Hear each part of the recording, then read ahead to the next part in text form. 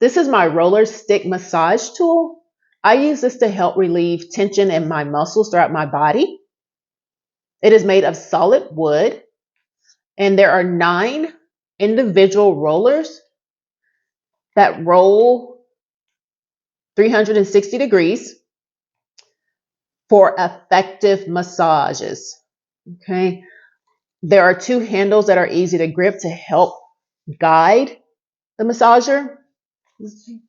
The length here is about 15.3 inches by 2.3 inches. I am going to show you how I use this.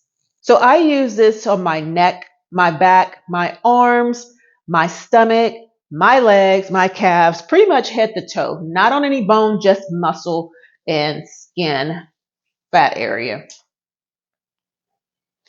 So on my tummy, I would just take it by the handles and rub up and down or diagonally, however you prefer. The tension is up to you as well, but you don't want to do it too hard to where you'll leave bruises or be in pain. I use this on my leg as well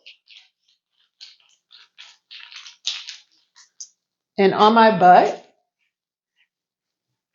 on my back.